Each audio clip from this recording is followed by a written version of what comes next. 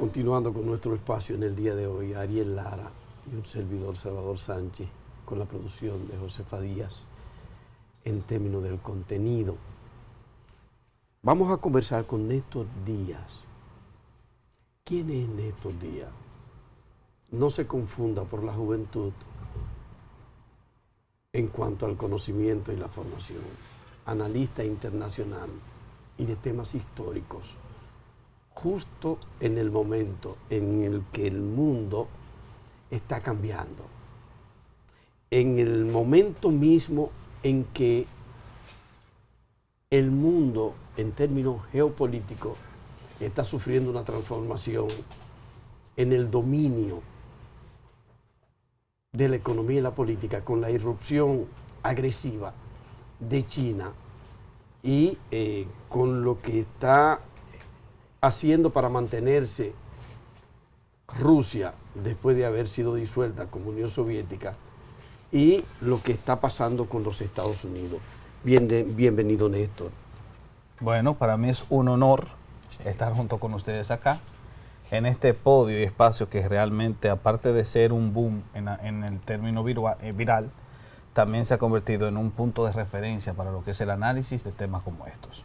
El mundo, ¿cómo tú lo ves ahora en tu visión general? ¿Cómo tú estás viendo lo que está pasando ahora mismo en esta recomposición de la dominación? Hubo un analista español muy conocido en el ámbito de las redes que se llama César Vidal, me parece que tal vez lo hayan escuchado. Sí. César Vidal escribe un libro que se llama Un Mundo en Cambio, que por cierto es un excelente material.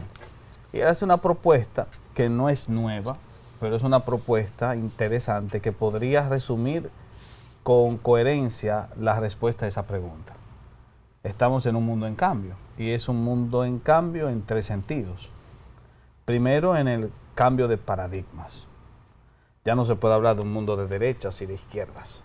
Hay que hablar de un mundo de nacionalistas y de globalistas, porque el proceso de globalización obviamente ha desembrozado una serie de resortes que han permitido en este sentido que tengamos una nueva apreciación de las realidades geopolíticas. En segunda instancia, es un mundo en cambio en el ámbito ideológico. No solamente cambian los paradigmas, sino que cambian las ideologías de turno, dándole en este caso mayor apreciación a lo que son las ideologías de corte minoritario por encima del ámbito mayoritario. Y en segunda instancia, es un mundo en el que los valores están de cabeza. Y cuando digo valores de cabeza, no solamente me refiero al ámbito de lo moral, sino que también estoy pensando en el discurso. Sorprendentemente, lo que antes se consideraba dictatorial, hoy en día es aplaudible. Lo que antes se valoraba o se apreciaba como dictatorial y autocrático, hoy es aplaudible y se considera democracia. Mientras que la libre expresión en contra de algún tipo de medida estatal hoy se considera terrorismo y expresión autoritaria. Entonces hay un cambio de paradigma. Por supuesto que sí, totalmente. Sí. Así que estamos en un mundo en cambio. Esa sería la forma como responderíamos a esa pregunta. Sí. Tú sabes que los tres tenemos un amigo en común que el tiempo, que un dictador. y hay que capitalizar siempre el tiempo. Salvador citaba algo, la disolución de la Unión Soviética, de Lenin, Stalin y esos grandes líderes. Incluso el enfrentamiento de Stalin y Trotsky, que fue muy interesante. Cae el muro de Berlín en 1991. Viene un joven, Vladimir Putin, de la KGB, muy preparado, enfrenta a Anatoly Shoa, pero Anatoly Shoa gana la alcaldía, pero Putin se sigue proyectando. Aparte de la disolución por Gorbachev, Boris Yeltsin, se digrega la Unión Soviética. Viene Putin, resurge, viene una Rusia con un poderío fuerte, viene más recompuesta y se hace una federación rusa. Ahora hay un problema con Ucrania, para ir resumiendo, con Ucrania. Yo quiero que tú me hables de ese problema, de ese conflicto de Rusia y Ucrania, y en qué puede afectar si se daría una posible guerra, porque como se habla del gasoducto y se habla del petróleo, ¿en qué podría afectar eso a República Dominicana? en tal caso? Bueno, es una pregunta doble. Vamos a responderla Sí. en la primera instancia. Claro. Primero, el tema de Rusia-Ucrania en su relación no es un tema reciente. Ebbinghaus diría en una ocasión que las disciplinas generalmente tienen una historia reciente y un pasado remoto. Lo mismo pasa con los conflictos geopolíticos. El caso de Rusia y Ucrania es un caso que debe ser retrotraído al momento en que Ucrania fue absorbida por el Imperio Ruso en el año 1772, Sí. finales del siglo XVIII. En ese momento el Imperio Ruso absorbe el territorio de lo que antes fue el Hetmanato cosaco, que en ese caso compondría dos naciones, que eran Lituania y Ucrania, y a partir de esa fusión o absorción, los rusos impusieron una política de discriminación sobre la población ucraniana, hasta el punto tal de que intentaron hacer una transculturización forzosa al puro estilo de lo que pasaría en 1822 con el tema de Haití y República Dominicana. Sí. Entonces, esta transculturización forzosa llevó en este caso a que el ucraniano nacionalista mirase con malos ojos al ruso invasor. Hubo una segunda experiencia, puesto que tras desmembrarse el Imperio Ruso con la Revolución Rusa de 1917, inmediatamente los ucranianos lograron respirar una libertad que los llevó a la atomización de su territorio y se formaron las famosas 4 Ucranias. 4 Ucranias que se fueron unificando y a través de esos procesos de unificación terminarían siendo absorbidas por segunda vez, en este caso por la Unión Soviética, Sí. formándose lo que es la RSS en 1921. La República Socialista Ucraniana fue un estado más satélite de la Unión Soviética.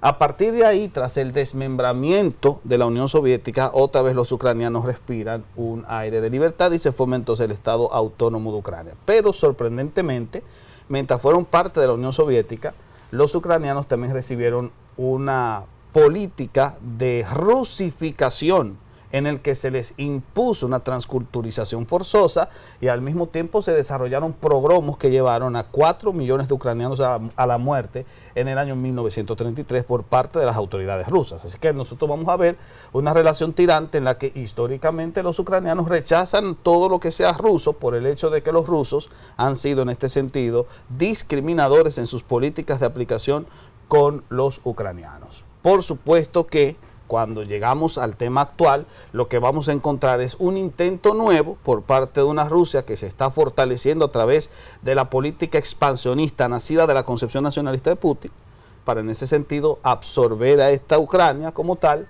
después de haberse anexado a Crimea y los ucranianos no tener una base militar sólida para poder recuperar ese territorio. Así que desde esa perspectiva, los ucranianos siempre han estado bajo el temor de una invasión rusa. Y esa es la razón de por qué el conflicto está latente, porque es un conflicto de siglos que hoy en día está siendo rehabilitado, entiendo yo, por 2 factores principales.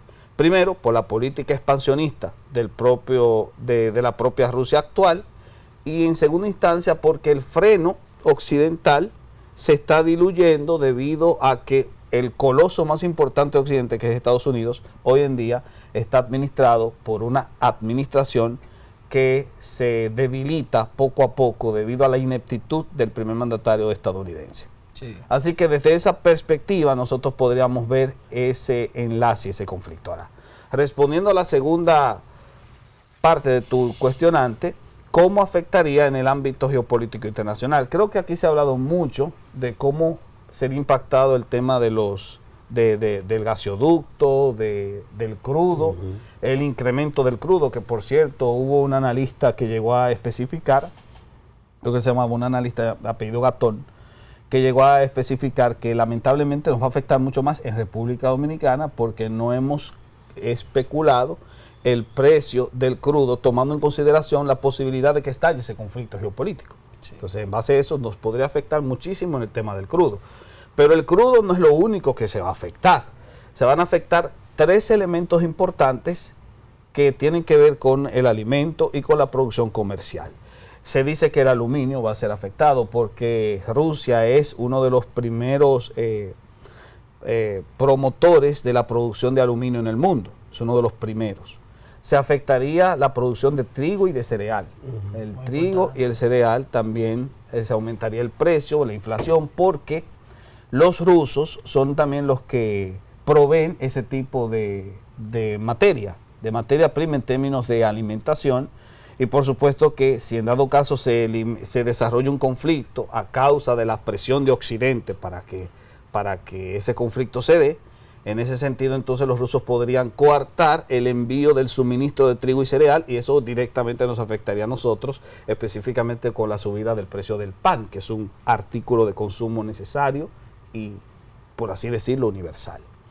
Finalmente, aparte del incremento en el consumo del trigo, del cereal, de la producción de aluminio, del oleoducto, en este caso de los precios del barril de petróleo, también nosotros tendríamos un descenso directamente en las inversiones de la bolsa. Esto se ha tratado de analizar con mayor precisión, pero es posible que sea afectado, en este caso, el yen japonés, que se ha afectado también el dólar americano, por una cuestión de enlaces que se dan dentro del mercado bursátil de la bolsa de valores. Así que podríamos estar a la expectativa de una caída de la bolsa que, en cierto sentido, no es tan seguro como sí sería de seguro el hecho de que incrementen los precios del trigo, del cereal, del aluminio y del petróleo. ¿Cómo va quedando el mundo en términos de dominación? China, Rusia, Estados Unidos. ¿Qué va a pasar con Estados Unidos? ¿Qué va a pasar con nosotros, con una China que está agresiva entrando en América Latina también? Bueno, creo que nosotros estamos viendo lo que en historia se conoce un cambio de eje. Los grandes imperios tienen etapas elevadas en los picos y luego entonces vienen las caídas inevitables. Y las caídas de los imperios siempre son anunciadas por una serie de factores, entre los cuales se incluye el debilitamiento de las estructuras internas de ese imperio. Y en este sentido, las debilitaciones de esas estructuras en el ámbito político y en el ámbito social, al final entonces dan paso a que ese coloso no tenga autoridad directa para poder intervenir en la situación internacional. Así que, sin lugar a dudas, lo que podría pasar es que Estados Unidos ya vaya colapsando como imperio si se mantiene con una política de debilitamiento como la que percibe actualmente. Y en dado caso veríamos el refortalecimiento de los gigantes orientales, en este caso China y sobre todo Rusia, que debo decir se encuentra en una fase de apogeo debido a que las fortalezas internas o las estructuras internas de esa nación se están fortaleciendo más y más. República Dominicana, así brevemente, ¿en qué situación queda frente a ese cuadro? ¿Qué le puede esperar? ¿Qué puede hacer? Sin duda alguna, República Dominicana desde la segunda mitad del siglo XIX depende demasiado de Estados Unidos. Es una relación, dicho sea de paso, ya algunos la llaman parasitaria, otros la llaman coyuntural, pero esa relación no se puede revocar de la noche a la mañana, así que sin duda alguna, ante el cambio del eje, nosotros nos veríamos afectados en todos los sentidos. Gracias, muchas gracias. Yo creo que apenas empieza esta conversación, Sí. porque requiere de más tiempo para su análisis por parte. Creo que si Ariel así lo entiende, sería bueno que nosotros pudiéramos conversar contigo, Néstor, en la próxima semana. No hay ningún inconveniente para mí. Un poco más ampliado. largo, más ampliado, porque no creo que esto pase de la noche a la mañana.